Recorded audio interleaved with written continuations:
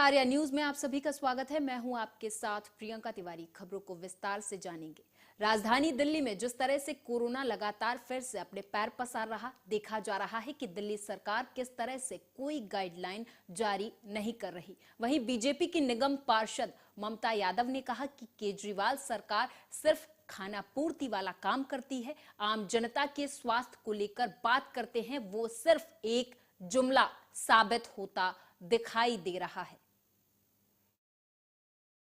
इस तरह से दिल्ली के में कोविड के केस दिन पे दिन प्रतिदिन बढ़ रहे हैं। कोविड जिस हिसाब से दिल्ली में पैर पसार रहा है, हमारे से ममता यादव जी है, निगम पार्षद है, उनसे बात करते हैं। ममता जी नमस्कार।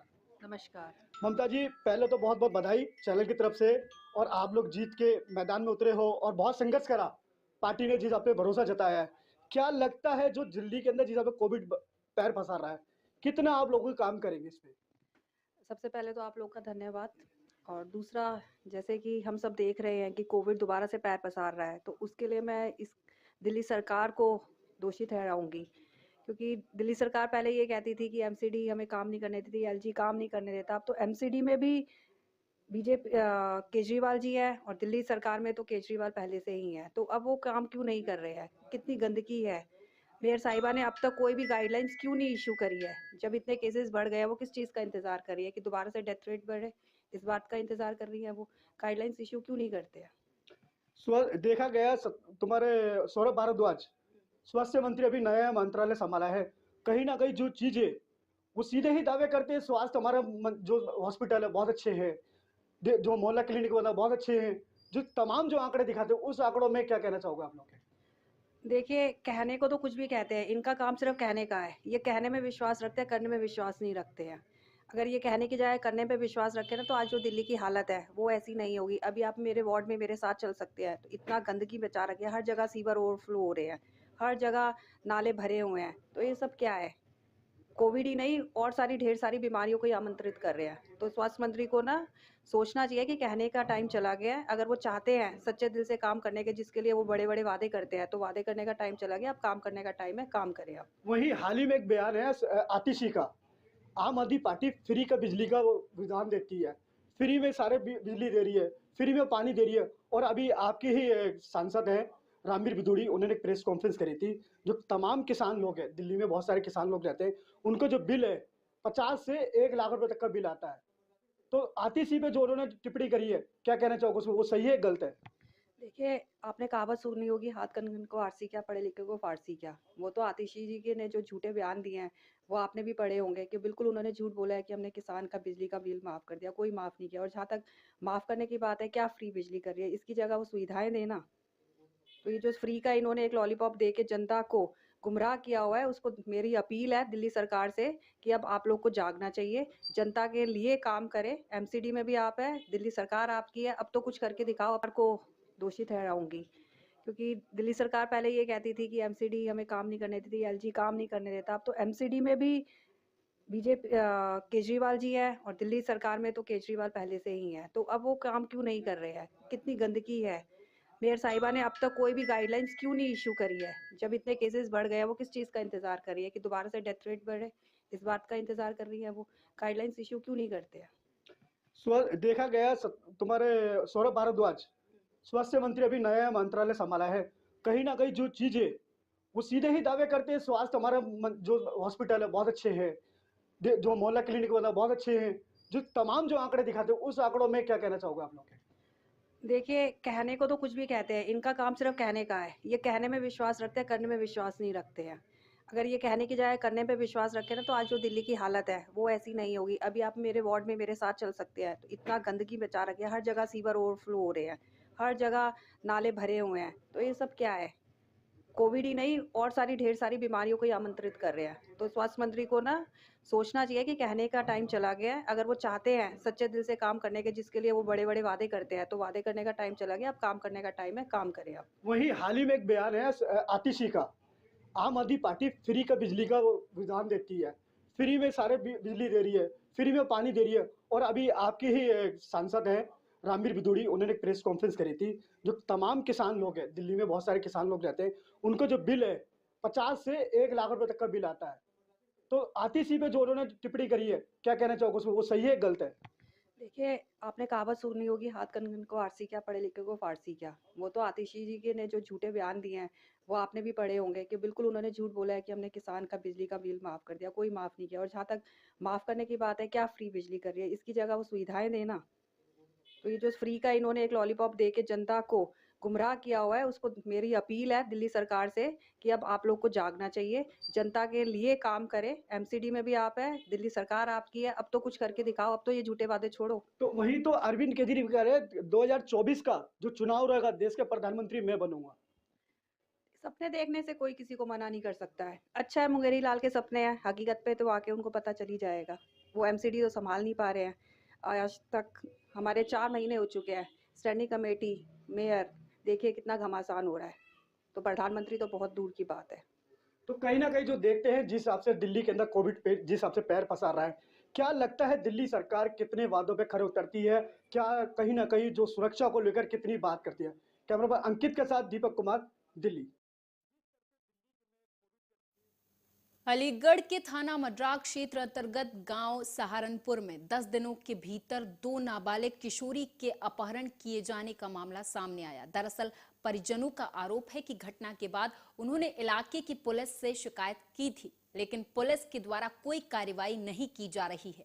वहीं इस घटना के बाद दोनों किशोरियों के परिजन और दर्जनों ग्रामीण आज एसएसपी कार्यालय पहुंचे और एसएसपी से मुलाकात कर न्याय की गुहार लगाई है। से सूचना प्राप्त हुई थी कि 2 लड़कियों का अपहरण हो गया। इस सूचना में मुकदमा पंजीकृत करा दिया गया है। इसमें टीम गठित है। दोनों लड़कियों की लोकेशन, काफ़ी साक्ष्य इसमें संकलित कर दिए गए हैं। जल्दी लड़कियों की बरामदगी सुनिश्चित कराई जाएगी। मड्राक थाना क्षेत्र से सूचना प्राप्त हुई थी कि 2 लड़कियों का अपहरण हो गया। इस सूचना में मुकदमा पंजीकृत करा दिया गया है। इसमें टीम गठित है। दोनों लड़कियों की लोकेशन, काफ़ी साक्ष्य इसमें संकलित कर दिए गए हैं।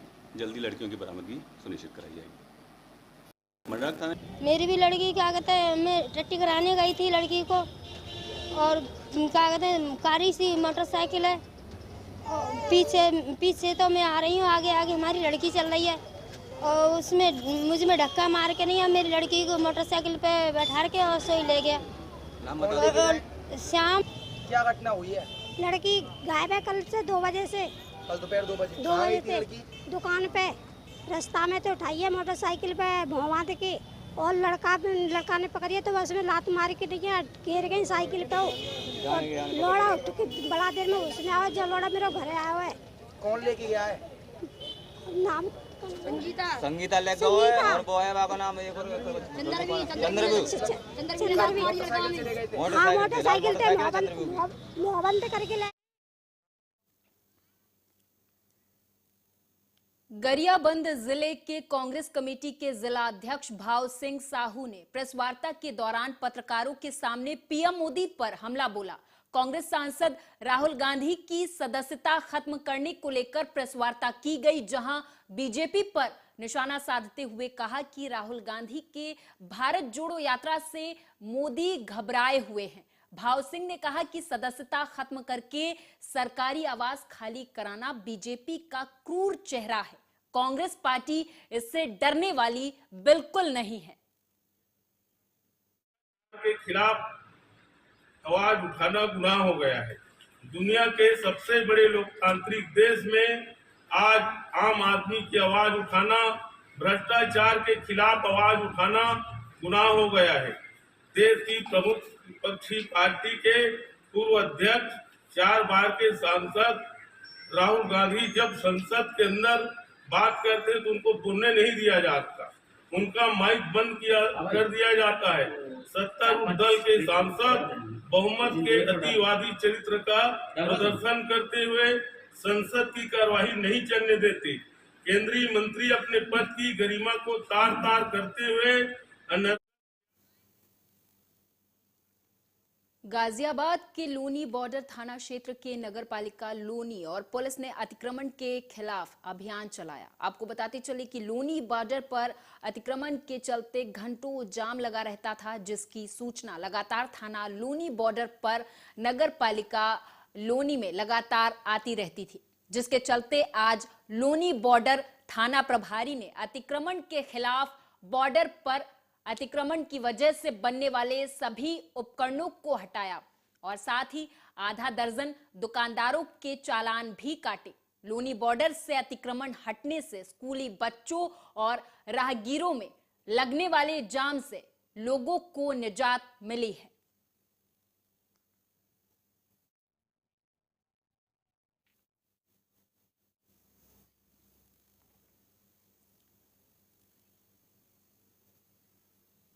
लखनऊ से अगली खबर है। बताते चले कि लखनऊ में प्रशासन की सुरक्षा के दावे उस वक्त धराशायी हो गए जब एग्जाम देने गए बच्चों के मोबाइल फोन चोरी हो गए। बताते चले कि पेपर देने गए बच्चों की 5 स्कूटियों से 16 मोबाइल फोन चोरी हुए हैं और CIMS स्कूल गोमती नगर में एग्जाम देने गए स्टूडेंट्स के मोबाइल चोरी होने से इलाके में हड़कंप मच गया और पुलिस की सुरक्षा व्यवस्था पर सवाल उठने लगे। दरअसल B.Ed 3rd सेमेस्टर के पेपर देने गए थे छात्र छात्राएं और उनके फोन चोरी हो गए, जिसकी शिकायत करने पर स्टूडेंट्स को CIMS कॉलेज प्रशासन ने भगा दिया। कॉलेज प्रशासन की लापरवाही, बच्चों का आरोप, गेट पर नहीं लगाए गए CCTV कैमरे, जिसकी वजह से बच्चों ने FIR दर्ज करवाई है।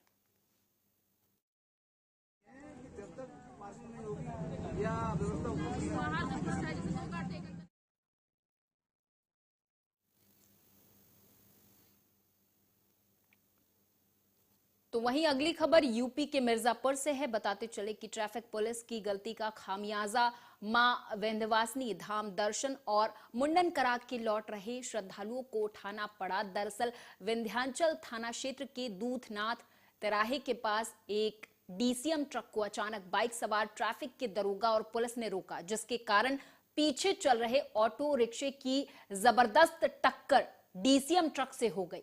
बताते चले टक्कर इतनी भीषण थी कि उसमें सवार सभी दर्शनार्थी बुरी तरह से घायल हो गए। बताते चले इन घायलों में 3 बच्चे, उनकी मां और परिजन सहित करीब आधा दर्जन लोग घायल हुए हैं। तो वहीं इस हादसे के बाद से तुरंत घायलों को किसी तरह ऑटो रिक्शा से निकाला गया। हालांकि ये दुर्घटना ट्रैफिक पुलिस के द्वारा अचानक ट्रक के आगे आकर रोके जाने से हुई थी, जिसके बाद लोग आक्रोशित हो गए और पुलिस कर्मियों को दौड़ा लिया। आपका क्या था? हमारा सर यहाँ ठेला लगाए थे। हाँ, तो अब देखे एक आप को बाइक वाले आए। वो बाइक वाले कौन थे? यातायात वाले थे। हाँ, हाँ, क्या कर रहे थे? वो रोज वसूली करते हैं। वसूली? हाँ, 5 दिन से 6 दिन से वो हमेशा करते हैं। वो हमेशा वसूली करते हैं। 10 बजे कभी 9 बजे फोटो खींच कर अपना क्या बतियाते हैं ड्राइवर क्या नहीं। तो यहाँ पर गाड़ी का अवैध वसूली चल रहा था। वही गाड़ी पीछे से आके लड़ गई। नहीं ऑटो आगे रोके आगे। ये एक DCM था जिसको हमारे एक यातायात के कर्मी के द्वारा रोका गया। पीछे से उसमें एक टेम्पो टकरा गई जिसमें 6-7 लोग सवार थे, जिसमें से 3-4 को हल्की फुल्की चोटें आई हैं, जिन्हें हॉस्पिटल में भर्ती कराया गया है। सभी की स्थिति सामान्य है। इसमें जांच क्षेत्राधिकारी यातायात को दिया गया है। जो भी तथ्य प्रकाश। यूपी के प्रयागराज में बीती रात करीब 3 बजे मोबाइल की बहुत बड़ी दुकान प्रदीप टेलीकॉम, जो कि बसना नाला मंदिर के सामने है, इसमें कुछ चोरों ने चोरी की घटना को अंजाम दिया। इस दौरान चोरों ने करीब लाखों के माल पर हाथ साफ किया। हालांकि इस दौरान चोर चोरी की घटना को अंजाम देकर मौके से फरार होने में कामयाब रहे। स्थानीय लोगों ने हालांकि एक चोर को पकड़ लिया और पुलिस को सौंप दिया है।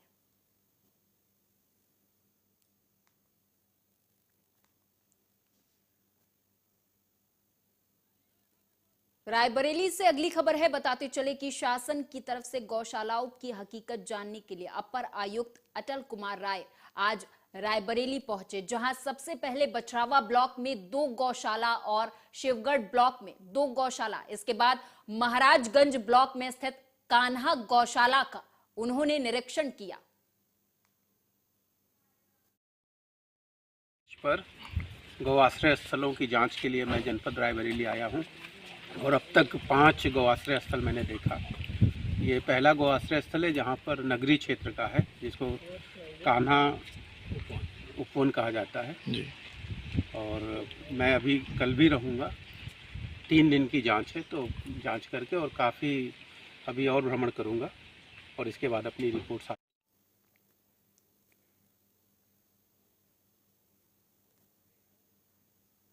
आज पटियाला पहुंचे दिल्ली के मुख्यमंत्री अरविंद केजरीवाल और पंजाब के सीएम भगवंत मान योगशाला की शुरुआत करने पहुंचे। इस दौरान दिल्ली के मुख्यमंत्री अरविंद केजरीवाल ने कहा कि मैं पंजाब के 3 करोड़ लोगों को योगशाला की ट्रेनिंग देने के लिए यहां पर योगशाला का शुभारंभ करने आया हूं और हमें बीमारियों से कैसे मुक्ति मिलेगी, इसके लिए हम योगशाला की शुरुआत कर रहे हैं।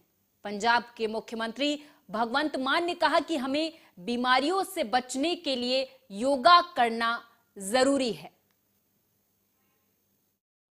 प्रयोग था लोगों को योगा कराने का, तो आज पंजाब के अंदर सीएम की योगशाला का उद्घाटन किया जा रहा है।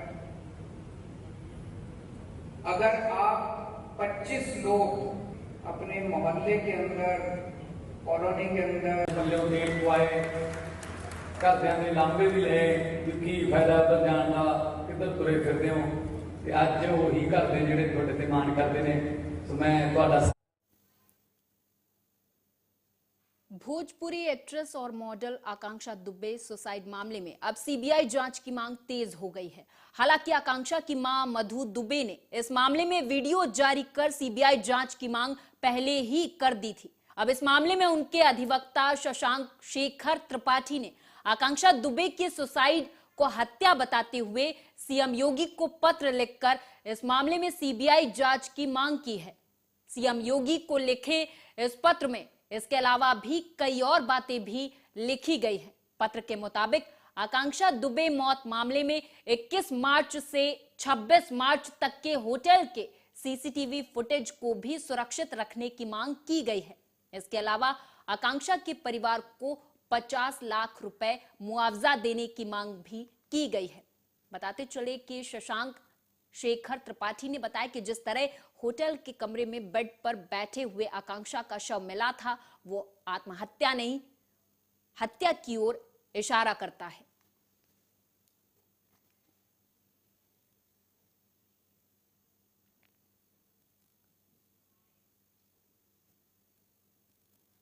एमपी के अशोका गार्डन इलाके में शादी का झांसा देकर युवती से 1 साल तक हवस का शिकार बनाए जाने का मामला सामने आया। थाना प्रभारी उमेश चौहान ने बताया कि आरोपी सौरभ विश्वकर्मा का यही की रहने वाली 22 साल की युवती से पुराना परिचय था, जिस कारण अक्सर वो उसके घर आया जाया करता था। इसी दौरान आरोपी सौरभ विश्वकर्मा ने युवती को शादी का झांसा दिया और उसके साथ रेप करता रहा।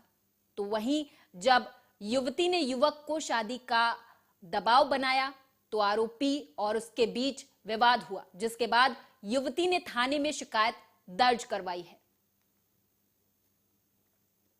पीड़िता ने रिपोर्ट किया थाने पर आकर के अपनी मां के साथ कि हमारा 2018 में एक लड़का उससे परिचय हुआ था, बड़ी बरेली तरफ का रहने वाला लड़का है, तो उससे हमारी दोस्ती हुई।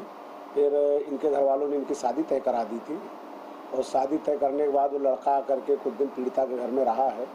फिर उनके आपस में संबंध बने। उसके बाद शायद लड़की का ये कहना है कि इसने 23 से शादी की थी और दूसरे किसी लड़की से शादी कर ली है और इसको शादी से मना कर दिया, जिस पर से FIR हुई है। आरोपी गिरफ्तार कर लिया गया? नहीं, अभी आरोपी गिरफ्तार नहीं हुआ। महाराष्ट्र के कल्याण में घर में सेंधमारी कर लाखों रुपए की चोरी करने वाले एक शातिर चोर को पुलिस ने गिरफ्तार कर लिया है। अभियुक्त का नाम जावेद अख्तर मोहम्मद सलीम शाह बताया गया है, जो भिवंडी का निवासी है। जानकारी के मुताबिक कुछ दिनों पहले महात्मा फूले पुलिस थाना क्षेत्र में एक घर के खिड़की की ग्रिल काटकर घर में घुसने के बाद अभियुक्त ने सोने चांदी के आभूषण, टीवी, मोबाइल फोन आदि लाखों रुपए की संपत्ति चोरी की थी। वारदात के समय सीसीटीवी में अभियुक्त कैद हो गया था। उसी के आधार पर महात्मा फूले पुलिस ने अभियुक्त को भिवंडी के शांति नगर से गिरफ्तार कर लिया है। महात्मा फुले पुलिस स्टेशन के सीनियर पीआई श्री अशोक मुन्ना ने crime pi Pradeep Patil, pi Deshmukh, APS Sarode और पीएसआई वाघ और उनकी पूरी डीबी टीम, इन्होंने अथक परिश्रम करके ये तीन जो घर फोड़ी के गुन्हे हैं वो ओपन किए हैं। उसमें से जो आरोपी ताबे में लिया है उसका नाम है जावेद अख्तर मोहम्मद सलीम शाह, एज 27, यह शांति नगर का रहने वाला है। इसके ऊपर शांति नगर में भी एक गुना दाखिल है। लगभग 6.25 लाख रुपए का मुद्देमाल उसके ताबे में लिया है। इसमें से jet Jawahar, mobile, LED TV और रोक रकम उसमें मिली है और आगे का इन्वेस्टिगेशन चालू है।